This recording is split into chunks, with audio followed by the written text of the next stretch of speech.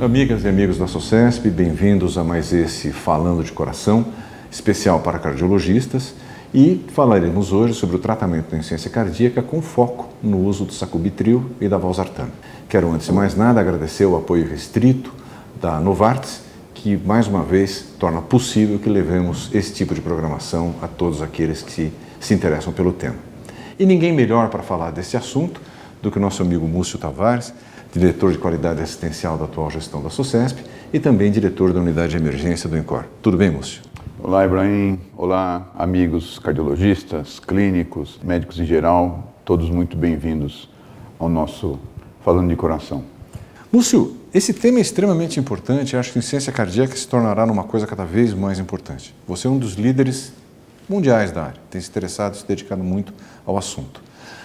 Por que a gente está falando de medicação diferente? Aquilo que já se tem hoje já funciona? E falando nisso, como é a prescrição básica de um paciente com insuficiência cardíaca nos dias de hoje?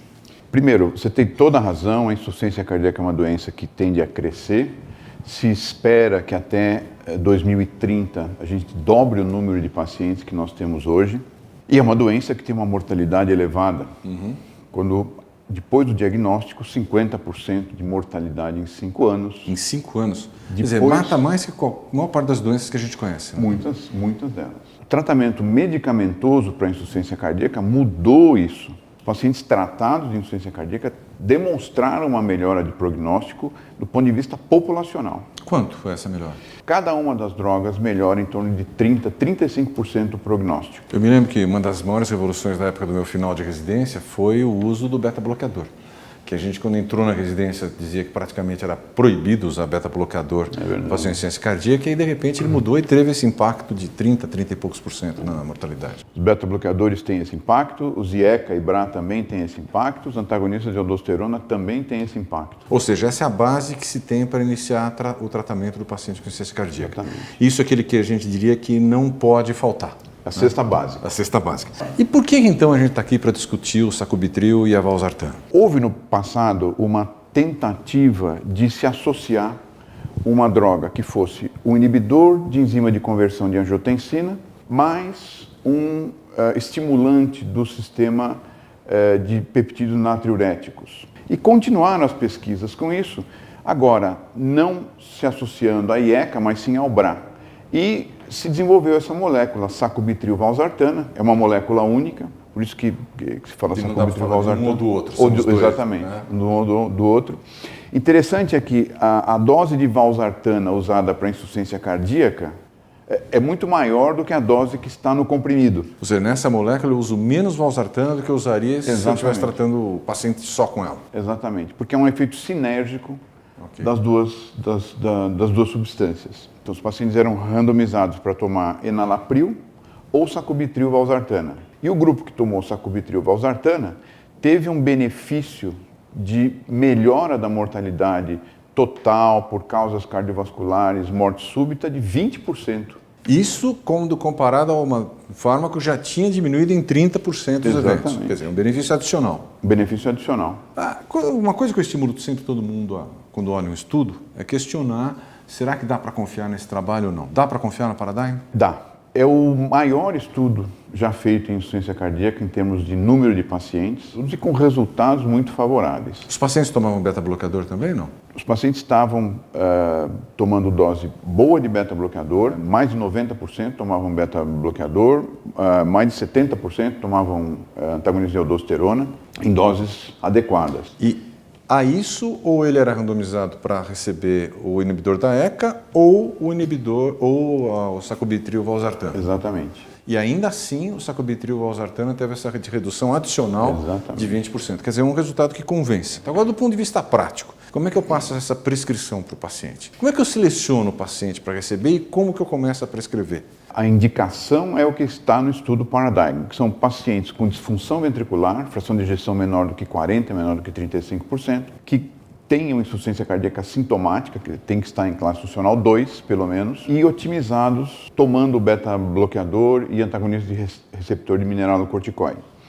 Eles tinham que ter tolerado o uso de um BRA ou de um IECA. Em algum momento da previamente, vida, exatamente. Eles já tinham que ter tomado. Então, já Por isso que hoje, nesse momento, nessa data presente, não há a indicação formal de iniciar como droga de primeira escolha. Perfeito. Quer dizer, se chegar um paciente hoje, ele teve um infarto há 6 meses atrás, ele chega no seu consultório com uma queixa de insuficiência cardíaca, você não vai começar o tratamento por aí, você vai começar com aquele conjunto que a gente comentou. Você vai dar beta-bloqueador, inibidor da ECA ou BRA, e se for o caso, inibidor do mineralocorticoide. Isso mesmo. Aí, se o tratamento não andar bem, a gente pode considerar a substituição para o sacubitril valsartano. Ou se ele tolerar o IECA ou o BRA. Aí você usa junto com o IECA ou não? O IECA não pode ser usado junto com a substância sacubitril, porque ambos inibem alguns peptídeos e isso aumenta a chance de angioedema. Isso é uma pergunta importante, moço, porque muitos cardiologistas recebem o paciente com insuficiência cardíaca, principalmente aquele que não está indo muito bem, que era acompanhado por um clínico, por um não especialista. Aí a coisa começa a ficar um pouco mais difícil, eles mandam para o cardiologista. Quer dizer, ele não pode deixar aquele inibidor da ECA que provavelmente esse paciente veio recebendo já introduzir esse novo, né? Tem que fazer um período de descanso. Tem que ficar pelo menos 36 horas sem o IECA para a primeira administração do sacubitril valsartano. Diferente do BRA. Se o paciente estiver tomando um BRA, na próxima dose do BRA já pode ser dado. Aí eu não preciso esperar 36 horas. Aí não precisa esperar 36 horas. Ok. E o risco, você disse, é angioedema. Angioedema. Qual a dose que você começa a prescrever?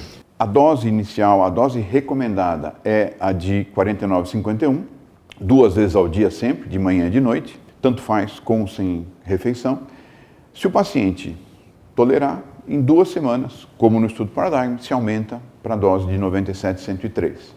Se o paciente fizer hipotensão, algum efeito colateral, podemos baixar para 24,26, depois tentar aumentar a dose. A dose alvo é 97,103 de 12 em 12. Dá para chegar fácil nisso ou muita gente tem que parar no meio do caminho? Porque esse é um dilema da prática, Sim, né? É verdade. A dose do trial contra a dose que o paciente tolera. Durante o estudo, a dose média foi elevada e dá para chegar nisso. O que é sempre recomendado é que nos pacientes que tenham menos cabeça de pressão, a gente vai fazendo aumento devagarinho. Só que esse aumento devagarinho não pode incluir cortar o comprimido. Ah, não? Porque a mistura não é homogênea no comprimido. Então o comprimido tem que ser ingerido inteiro. Isso é importante. Quer dizer, como médico eu tenho que orientar o paciente a não corte o comprimido. Nem prescrever meio de economia. É meio comprimido 3 vezes ao dia. E qual tem sido sua sensação prática, atendendo seus pacientes de consultório, de ambulatório? Os efeitos têm sido aqueles que você esperava mesmo? Tem sido. Os pacientes se sentem melhor porque o sacubitril, como ele inibe a degradação do BNP, quer dizer, ele inibe um peptídeo que degrada o BNP. E o BNP é um diurético, ele é um vasodilatador e ele tem um efeito antifibrótico para o coração. Perfeito. Então, isso é interessante, quer dizer, o paciente já está tomando diurético, de repente começou a cair um pouquinho a pressão, eu posso pensar em diminuir o diurético e não mexer nessa... Exatamente. Perfeito. Do jeito que as coisas estão indo, a minha sensação é que essa droga vai ganhar uma aceitação muito grande, um espaço muito grande. É isso mesmo ou não? O que eu poderia dizer? Que no paciente que está indo muito bem, aquele indivíduo que recuperou função ventricular com IECA ou BRA, beta-bloqueador e antagonista de aldosterona, esse indivíduo talvez não se beneficie da troca pelo sacubitril valsartana, mas aquele que está tomando isso tudo, mas não melhorou a função ventricular, quer dizer, ela não normalizou, talvez esse seja a perspectiva do uso dessa droga. Deixa eu fazer uma pergunta para você.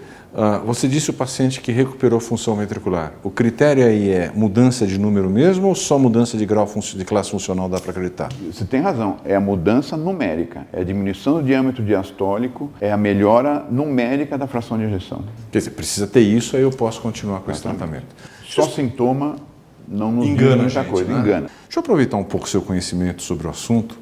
E as medidas não farmacológicas, elas continuam valendo para esse paciente ou eu posso relaxar um pouquinho com sal, líquido, etc? As medidas não farmacológicas, elas são a base do tratamento. Então, se o indivíduo ele precisa ser orientado, primeiro, o que é a doença e que a doença leva a uma limitação de tempo de vida. E saiba que se ele fizer o tratamento adequado e conseguir o remodelamento reverso, ele pode não ter essa diminuição de expectativa de vida. Quer dizer, isso é fundamental. Você diz, tem um problema, é sério, mas dá para mudar.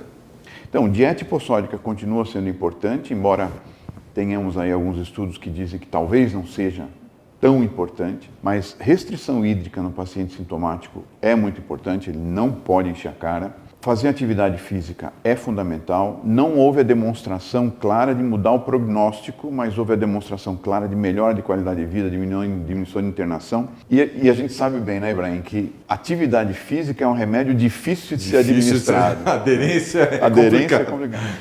Mas acho que uma coisa muito boa que passou, Múcio, foi que é um problema grave, mas a gente consegue não tirar a esperança das pessoas. E isso é fundamental para a gente chegar até o dia seguinte. Múcio, foi sensacional. Acho que passamos a mensagem exatamente daquilo que a gente precisava. Queria agradecer muito a sua disponibilidade de vir aqui discutir esse tema conosco. Ibrahim, é um prazer discutir com alguém como você, que tem conhecimento amplo, cabem vários chapéus em você por conta das diversas coisas que você sabe e faz. É um prazer estar aqui, amigos, é um prazer estar aqui.